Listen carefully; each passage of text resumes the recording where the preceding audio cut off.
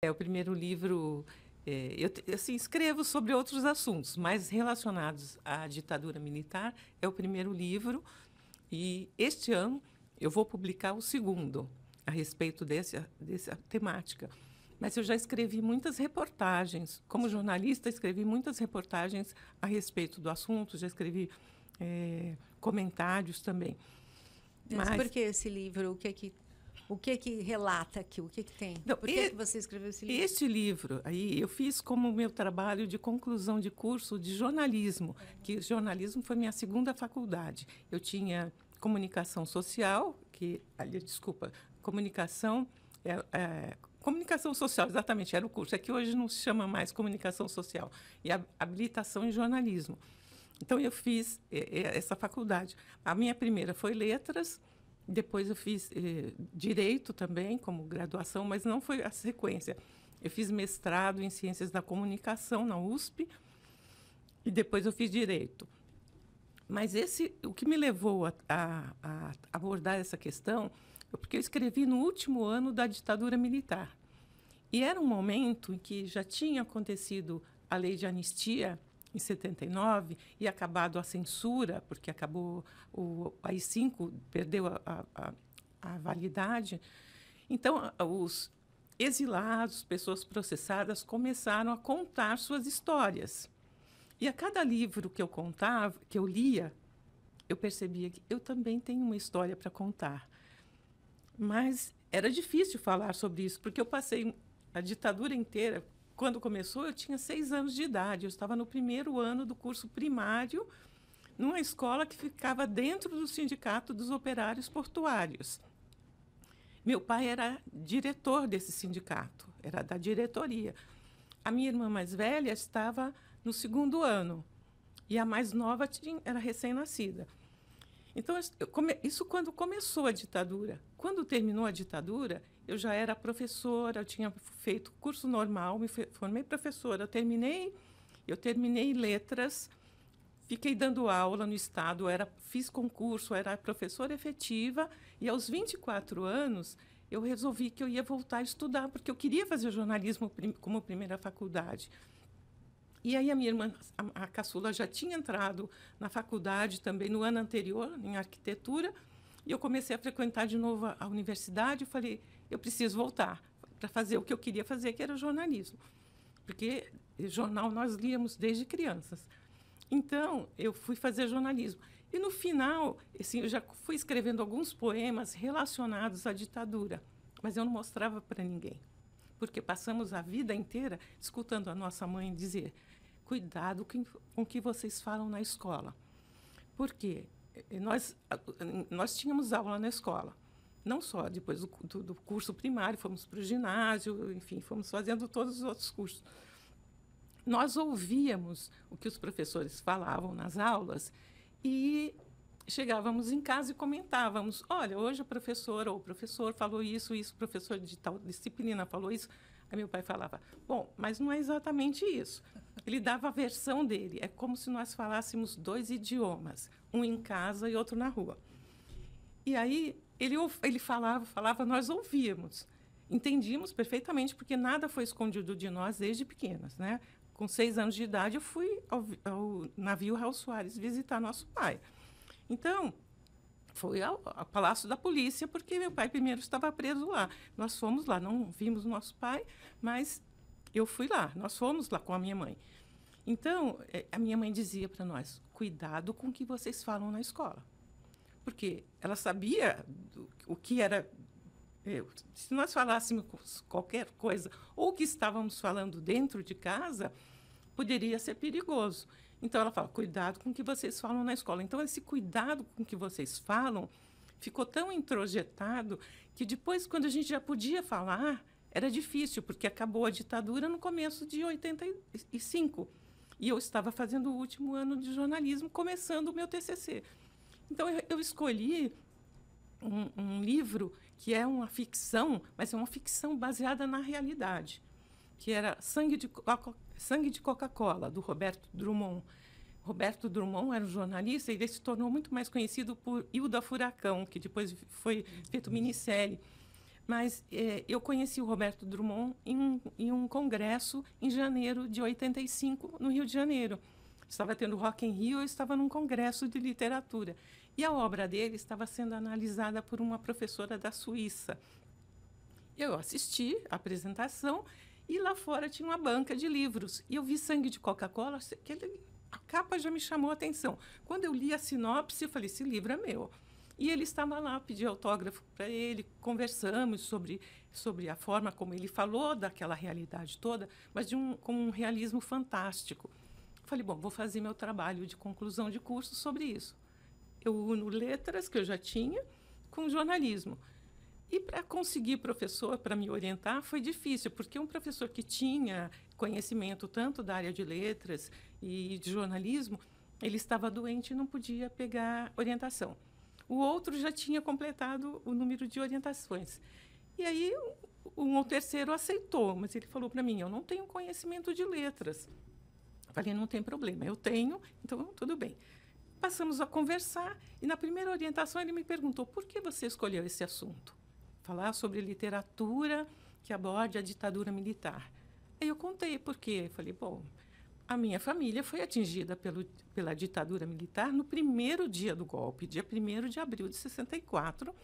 Meu pai foi preso de manhã dentro do Sindicato dos Operários Portuários, porque ele passou a noite do 31 para 1º, porque já se sabia que alguma coisa estava acontecendo no país. E poderia acontecer mais ainda, não estava definido que o presidente estava afastado. Ele então falou, bom, mas você tem uma história melhor para contar. Mas eu tinha dificuldade com isso. Eu falei, não, mas isso é a história da minha família. Ele falou, não, essa história não é da sua família. Essa história é a história de Santos, é uma história do Brasil, é a história de muitas famílias. E aí ele me convenceu. Falei, tá bom, eu vou conversar com meu pai, se ele aceitar me dar uma entrevista, eu vou contar essa história sob o meu ponto de vista e também sob o ponto de vista dele. Então, a primeira parte desse livro, eu conto a história do meu ponto de vista, desde um pouquinho antes dos 6 anos, quando eu trocava o sentido das palavras, e aí eu falo do sentido das palavras sendo trocados ao longo do tempo, dos 21 anos que nós vivemos. E levo por 21 anos a história, a primeira parte, e vou relacionando com as coisas que vão acontecendo no momento, e não só na nossa casa, mas no país, culturalmente, em educação e política. E eu falo dos festivais de música, da importância, porque a gente começou a assistir e anotar a letra de música do Chico Buarque, por exemplo. Eu tinha um cadernetinho anotando as músicas do Chico Buarque. Então, a gente foi acompanhando tudo que estava acontecendo no país, culturalmente, mas também politicamente, dentro de casa, enfim, ia fazendo esse jogo. E até que nós chegamos até 85, enfim, o que nós tivemos e lutamos pela diretas, e enfim. E depois, a segunda parte, é o meu pai contando, quando ele chegou a Santos, porque ele não era santista, e, enfim, minha mãe se conheceram aqui, enfim, e quando ele começou a trabalhar nas docas, e até por uma interferência dela também, ele começou a trabalhar nas docas, e enfim, ele foi se engajando no movimento sindical, e participava de assembleias, pois ele sempre falava, e ele foi convidado a fazer parte de uma chapa. E essa chapa foi justamente em 63. A eleição foi em outubro de 63, e em novembro eles tomaram posse, a chapa vencedora. O presidente do sindicato era Manuel de Almeida, que já era a terceira gestão dele. Poucos fizeram. Antes dele, só o José Gonçalves, que eram 3 gestões seguidas.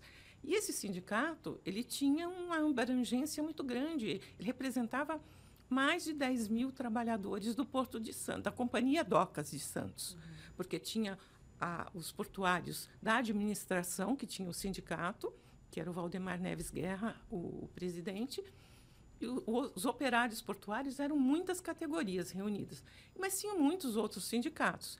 Mas o Operários Portuários era um sindicato muito forte. A nova sede tinha sido inaugurada 2 anos antes, porque ele é de 1931, mas tinha uma nova sede que foi inaugurada em 62 pelo presidente da República, João Goulart. Aquele dia foi um dia inteiro de muita autoridade naquele sindicato. Desculpa. De manhã, as novas instalações da escola foram inauguradas pelo ministro da Indústria e Comércio, acho que era Indústria e Comércio, Ulisses Guimarães. De manhã, houve uma missa na catedral, celebrada por Dom Idílio José Soares, e a primeira fileira da missa, todos os sindicalistas, que depois estavam sendo acusados de serem comunistas, ateus, estavam todos na catedral. E os alunos tinham aulas de religião, faziam primeira comunhão, tinha tudo isso.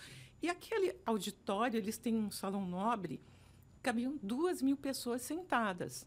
Estava lotado à noite, era Dia das Mães, um domingo, e o João Goulart estava inaugurando aquele sindicato. Então, era um lugar muito importante. E justamente por essa importância toda desses diretores, desse sindicato, foi um sindicato muito visado. Então, no dia 1º de abril de manhã, acho que foram 16 sindicatos, e ainda tiveram algumas delegacias sindicais, que o sindicato era nacional e aqui funcionava a delegacia sindical. Foram invadidos e foram arrebentados mesmo, à procura de armas, de material subversivo, e não encontraram nada disso, e eles foram levados todos para o Palácio da Polícia. Então, meu pai dizia, foram soltos presos correcionais para que tivesse espaço, e mesmo assim não tinha espaço, eles se revezavam para poder dormir. Uma cela pequena, e então não cabia tanta gente. Então, alguns deitavam e dormiam, e os outros ficavam em pé. Depois, eles se revezavam. Então, ele vai contando coisas que eu não sabia. Então, a gente ouvia, né? Eles não escondiam nada da gente quando meu pai e minha mãe conversavam na nossa frente, mas determinadas coisas ele não tinha contado. E depois, a visão dele do Raul Soares, porque na minha parte, eu falo da minha visão, da minha visita lá, o que foi. Porque uma criança de 6 anos...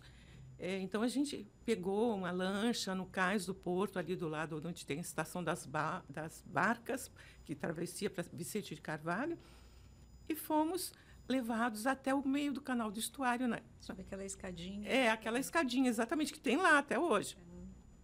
E atracava ali aquelas lanchas. Era uma lancha da Marinha, me parece, ou se era da Aeronáutica, porque trazia gente da base aérea. Mas, de qualquer forma, era uma lancha, acho que era da Marinha. E foi até o navio. Então, aquilo tudo assustava a gente. Eu era uma criança de 6 anos, mas eu prestava muita atenção. Tanto que toda a descrição que eu faço é com a memória daquele período. E policiais marítimos. Eram fuzileiros navais e o pessoal da Polícia Marítima, que usavam a farda de mescla azul clara e polainas brancas, o cap e o cinto branco. Eu não podia ver gente com aquele uniforme. Eu ficava com raiva, muita raiva. A minha respiração alterava. Então, assim, quando eles estendiam a mão para ajudar a sair, eu puxava a mão. Eu não queria dar a minha mão para aquela pessoa, porque, para mim, ele simbolizava o que era de ruim. E aí nós subimos as escadas.